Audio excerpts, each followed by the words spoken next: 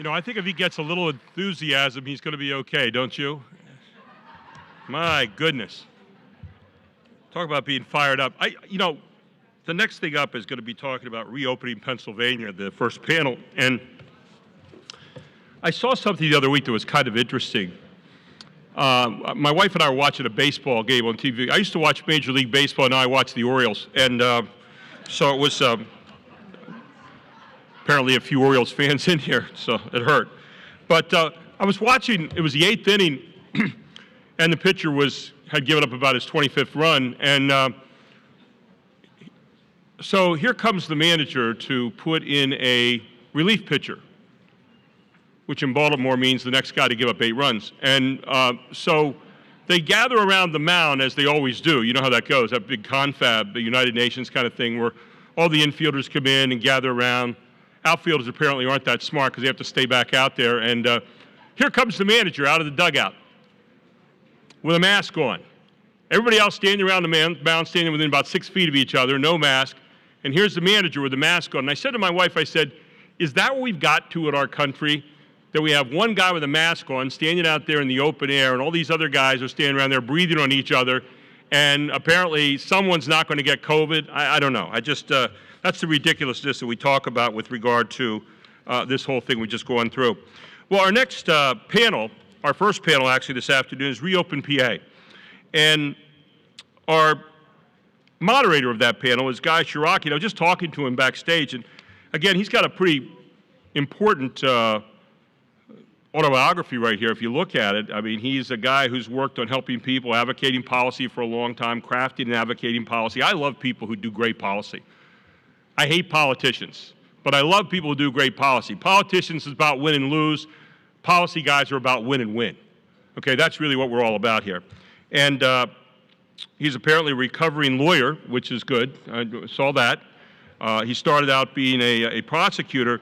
But I was really interested, if you look on page 32, I like to refer to this throughout the afternoon. I'm not going to read to you out of all of it, but he's worked with some pretty important people, as you can see there. He was Chief of Staff to Lieutenant Governor Jim Cawley, good man, Congressman Jim Gerlach, and State Senator Melissa Hart. And under President Bush, he served as a regional director of HUD, overseeing programs, education, outreach across the Mid-Atlantic. But I was really interested in the end of his biography here, where it says, when not working, Guy can usually be found coaching softball, which he's been doing since 2000. Now, as a guy that coached for 41 years of my life, I have great appreciation for guys that coach. But then there's this interesting statement. Guy and his wife, Chris, have 3 children and live in Paoli, PA, with their dogs. I don't know if the children live in a separate place and the dogs live in another place, but it just was kind of an interesting phrase the way it was written there. So with that, we introduce our first moderator, former friend and acquaintance, Guy Chirrocchi, who's going to introduce the panel members this afternoon. Guy, give him a great round of applause, will you please?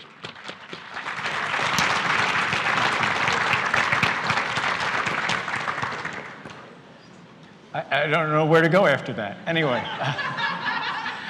I would acknowledge that Senator Hart is here in the audience. Not only my boss, but Congressman English's boss at one point. So, hello, Senator. How are you? Good afternoon. You're allowed to applaud.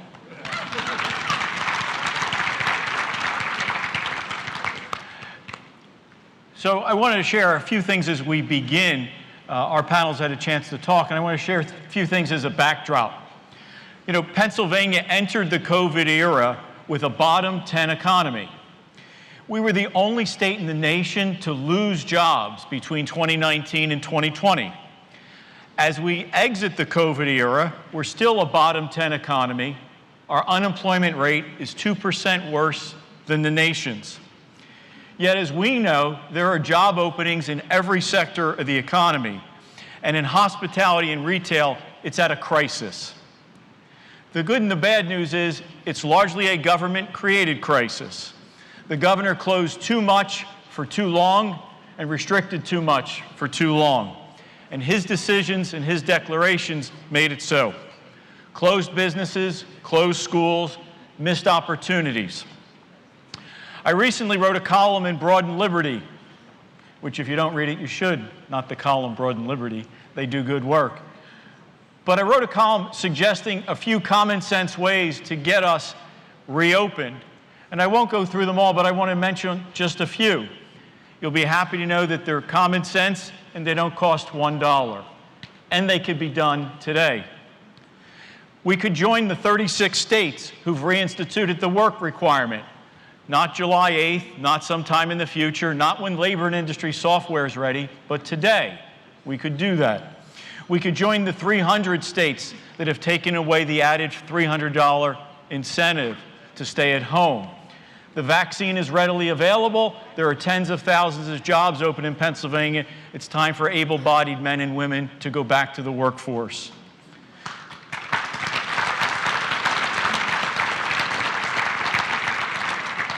One other thing that doesn't cost a dime. For 67 weeks, many elected officials either disappeared or spent time sending us pictures or updating their profiles on Twitter and Facebook from their homes or behind masks. Their leadership was to tell us to stay home, to stay away, sometimes to stay away from our families. Well, now's the time for those very people to go out and about, to go to the malls, to go to Little League games, to go to downtown, to tour factories, to signal to everyone that it's time to go back to work, go out to eat, and re-engage in life. Doesn't cost a dime, and each one of them, starting with the governor, should do that today. Look, and as we turn to the panel, just realize these common sense things only get us from the bottom 40 to maybe the top of 40. Maybe we'll hit 39th. Again, we started with a weak economy. So today's focus is not really that much about where we've been. It's how we move forward from here and grow. It comes down to setting a business plan in place and the character and the commitment to implement that plan. The good news is Pennsylvania has more assets than just about any state in the nation. We're home to wonderful health care, biopharma. We're sitting on more energy than Saudi Arabia. And we have a wonderful geographic location, hence the Keystone State. So we have plenty of assets to move this economy forward. So as we begin our discussion, we know what the challenges are, we know what our assets are, and now we're going to hear from our expert panel to talk about the way forward. They represent small business, public policy, and academia. They've thought a lot about what's happened the last year and a half, and I will tell you from having talked to them, they've thought a lot about where we go from here and how we recover and grow as a state. We'll begin our conversation with the first question. As legislators and policymakers across Pennsylvania craft legislation to deal with similar situations in the future, what piece of advice would you begin to give to them? We begin with our first panelist, who many of you from the Harrisburg area may know. She is the owner of Cafe Fresco in downtown Harrisburg. Our first member of our panel with us today, allow me to introduce and invite for a conversation, Jennifer Fertenbaugh. Jennifer, thank you.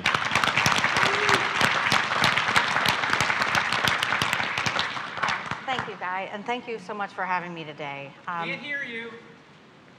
Can you hear me now? Yes. Okay. So when I think about that question, I think about short-term and long-term solutions.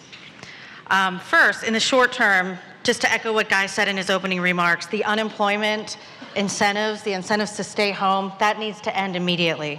Not in 3 weeks from now, but today.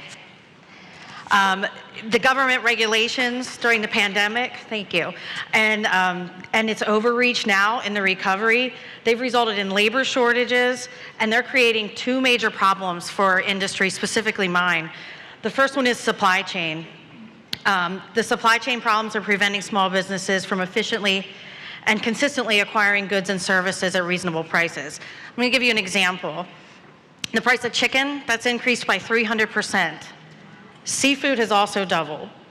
So the local purveyors that we're talking to, they're citing fishermen labor shortages as the main problem. Just last week, our crab cake price doubled. So for me to maintain pre-pandemic profit levels, I would have to sell the crab cake on my menu for $60. In addition to that, the labor shortage was amplified in the restaurant industry because of Governor Wolf's Q4 shutdowns. It drove up labor costs, and it perpetuated the labor shortage that we're still struggling with. The data that was released in April by the Pennsylvania Restaurant and Lodging Association shows us that Pennsylvania's restaurants are still 25% below normal labor levels, and we're dealing with higher costs, we're dealing with unemployment incentives, a lack of workers, and increased overtime pay. In short, ladies and gentlemen, these current market conditions make it next to impossible to meet the increased demand and to turn a profit in the restaurant industry.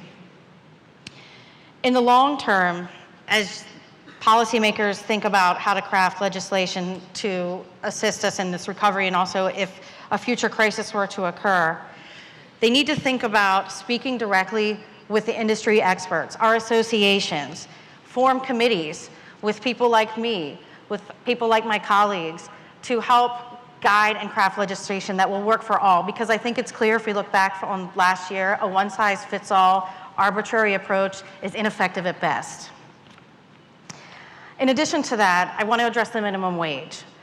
Well, the conversations begin about increasing the minimum wage. I think it's important to understand that $15 will drive up prices at higher-end restaurants, and quite frankly, it'll put rural small restaurants completely out of business. The local markets and the demand for employees should set the wages, not a statewide or a federal system. And I want to be clear, the tip credit must be preserved. For those of you that don't know, the tip credit allows for servers, bartenders, and other tipped employees to claim those tips as part of their salary. Service at a fine dining establishment is not the same as a casual operation. To remove the tip credit would be tantamount to removing commissions from sales jobs. We're not all Waffle Houses. And no two are the same. So like in sales, each serving position comes with an expected level of experience, knowledge, training, and professionalism. So to regulate and set a standard wage for all tipped employees will not only fail, but it's going to destroy the industry as you know it. And evidence of this failure can just be seen by taking a look at what happened in Washington, D.C. when they tried to do that very thing. Thank you.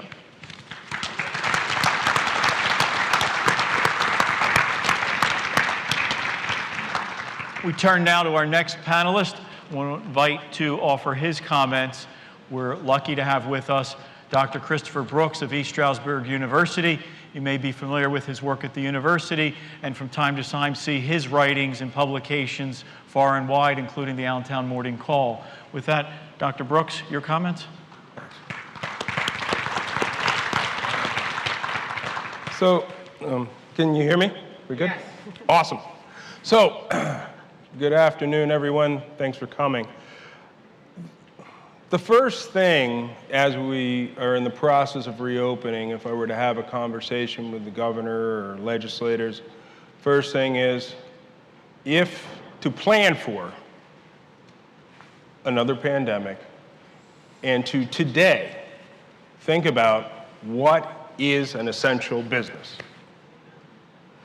So many businesses had no clue why they were excluded. And we could relitigate that all day long. We could have made a panel on just examples of that situation. With this lack of clarity, we only exacerbated the problem. So that's the first thing. The second thing, with respect to school closures, which indirectly impacts business when we think about childcare and trying to organize kids, and I don't know, we could, actually, I'll take a raise of hands. How many of you had kids learning at home? Or grandkids learning from home? There we go. Sorry for being exclusive. Sorry about that. Sorry. No offense. I just turned 50. I will be getting my AARP card very soon, and I'm proud of it. Looking forward to those discounts. I'm not joking. But in all seriousness, folks, HVAC. It barely made it into the conversation.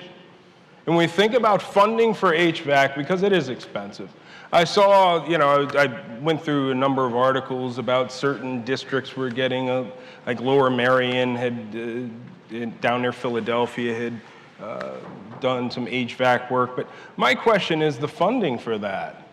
One possible model might be something based off of the E-rate program. If you may or may not be familiar with the federal E-rate plan, and the way that works is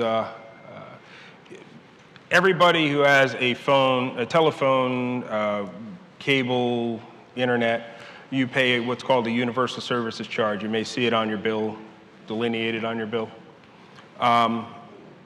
Maybe there's room for discussion about doing something like that at the state level, and in taking some, maybe as a give, maybe reducing corporate taxes because we have the highest or second highest in the country to make up for that. I don't know. Maybe there's some room for discussion on that. I don't know. But those are my two ideas. Thank you.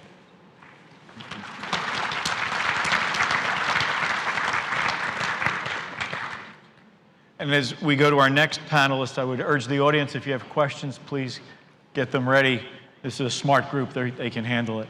Our next panelist is someone who's no stranger to those of you who've been at PLC conferences in the past or events like these across the state.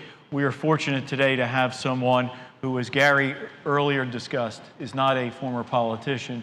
He's a thought leader, he's a policy maker, and he's a man still contributing by offering thought on public policy.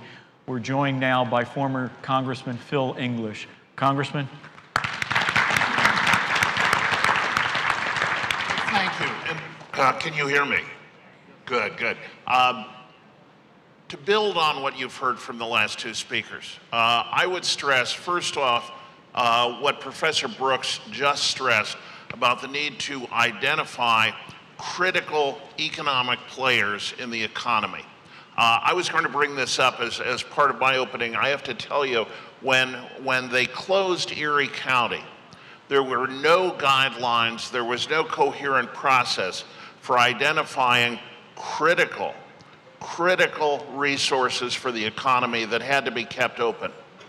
There was no way of refereeing that. There was no centralized decision making. Those assets need to be identified in advance. So my core lesson here, the best preparation for the future is the old scouting motto, be prepared. And it means not only knowing what the critical resources are in the community that if you have an emergency need to be addressed and kept open and made a priority of, but you also need to be able to identify emergency supplies.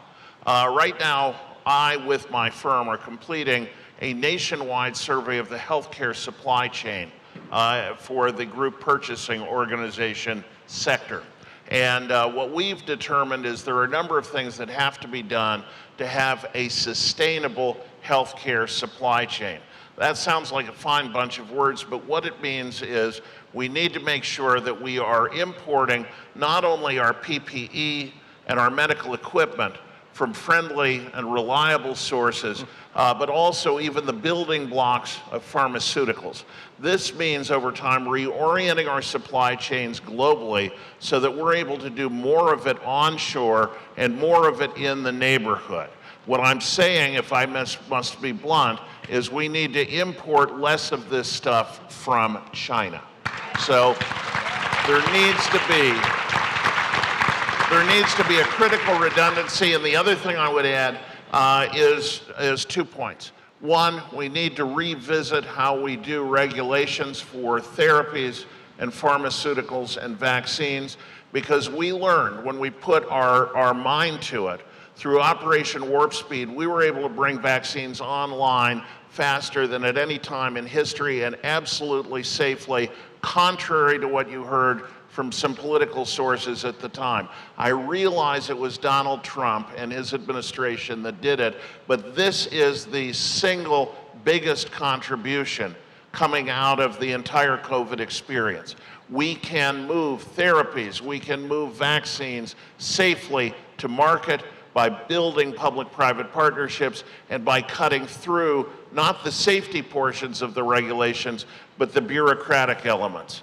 And finally, we need to maintain stockpiles. I know that's a redundancy. I know it's a cost. You heard that the Trump administration failed to maintain stockpiles. Here's the reality. The stockpiles were depleted by the prior administration during the prior pandemic.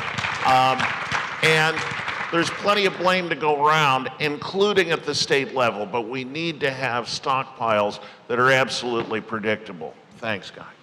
Thank you.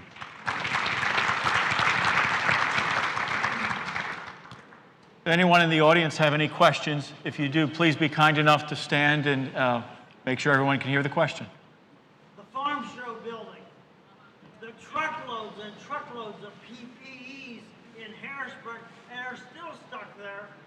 Anybody have an explanation of what the heck happened there? Sure, they needed the supply, and they couldn't come up with an accurate estimate. It could have been done with greater precision, but I have to tell you, there were players like the group purchasing organizations that stepped into the breach. They are some of the unacknowledged heroes of the entire experience. There were a lot of healthcare organizations that stepped up to the plate to help identify what was needed. But in the end, we had to collect all of those materials from a gray market, from providers that had never been out there before, and that had to be vetted in China in some cases. And so a lot of people came together across, frankly, the political spectrum and the healthcare system. There was plenty of stuff left over. Some of that maybe should become the basis of future stockpiles. Is there an additional question? Yes, in the back. I had a question about essential businesses. We were talking about essential businesses. Mr. Brooks brought it up. I was just curious what each of the panelists would consider an essential business. You have some argue that every business is essential, and some would argue that that's too broad. I guess I'll take a run at it. Want me?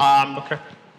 Frankly, essential businesses, there are a number of criteria that have to do with providing things that are fundamental not only to the economy but to public safety. There are some business lines and products that are indispensable to the continuing function of society.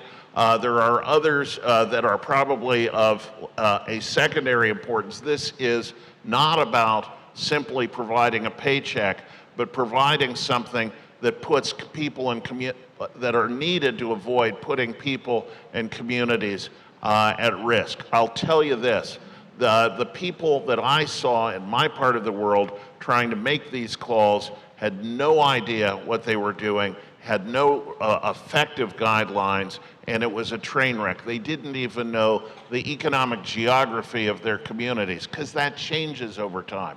That's something every local government and the state government should be on top of in the future. Dr. Brooks? Yeah, I guess sort of piggyback off of that, or more directly answer the question. One of my gravest concerns was this massive disparity in treatment of small business owners versus large. And when we look at the numbers, 99.6%, I believe it was last year, or at the end of 19, last numbers I looked at, 99.6 of businesses in Pennsylvania are considered SMEs, small and mid-sized enterprises. 47% of employees here in the Commonwealth are employed by such companies, so about half.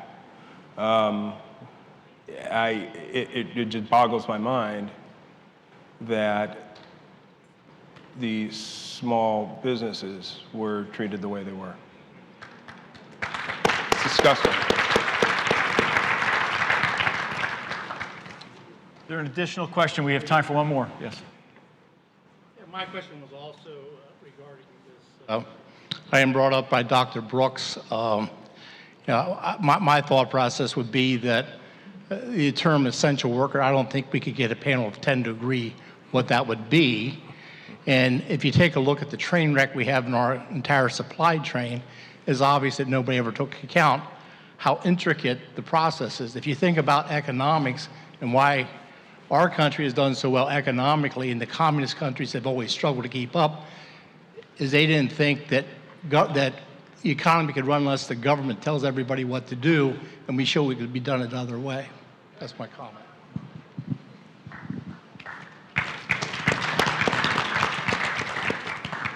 Would anyone like to add? No. No? Okay. In the interest of time, which is very visible to us, I'm going to ask the panel for their final comments, and we're going to go in reverse order, beginning with Congressman English, and we've asked them in their closing remarks to touch on this topic. Is there an aspect of reopening that we haven't discussed, or a point that you'd like to put a finer point on before we conclude? And we begin again with Congressman English. The objective is economic growth. We need to put people back to work. For everything that the politicians claim they care about, it can be addressed by reopening the economy, by creating economic opportunity, by growing the economy faster, by freeing up the workforce, as was suggested, reopening questions about the benefit structure and whether that's appropriate to communities like places like Erie, Pennsylvania. Final parting shot, we need to grow the economy, and we're not going to do it by raising taxes at the state or the federal level. Janet Yellen conceded that when she was going through her initial series of public hearings. Since then, they've suggested the largest tax increase in American history, and it will impact on growth. We have to block that. Thank you. Dr. Brooks? Last comment. Well, I think I'm trying to think of one of the things we haven't discussed. I think looking at, should something like this happen again, to think about the sorts of industries that could have helped to promote growth. For example, my understanding is, and please, if anybody in the audience knows, if I'm wrong, correct me, please. There were construction companies that were told not to work. I personally know somebody at a yoga studio up in the Poconos. She was expressly told, oh, with the yoga mats 10 feet apart outside in the month of May, no, you can't do it. So I think a common sense needs to become common again, in short.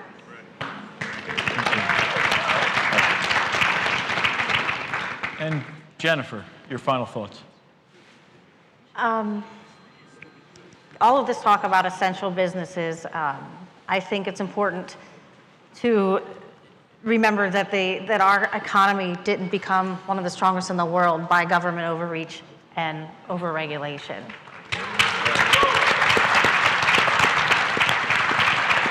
And I think as a small business owner, especially one that's heavily regulated already by the Department of Agriculture, by the Pennsylvania Liquor Control Board, I would appreciate the opportunity to just do what we do every day, which is to keep our guests' health and safety at the center of our operations, and to have a voice and a freedom to operate safely while keeping the public safe as well.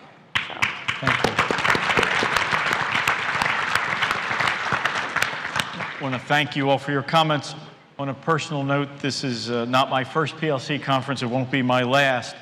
And little did we think when we assembled back in the 1990s that we would ever have to come together at a conference like this and talk about liberty or capitalism or defending free enterprise. But folks, we're here, and it is what it is. So we need to leave this conference focused on the message we heard today about restarting this economy, defending free enterprise, putting Pennsylvania back to work, and getting us to be a top 5 economy. They've presented us with a roadmap. Now the job's up to us. Thank you all very much.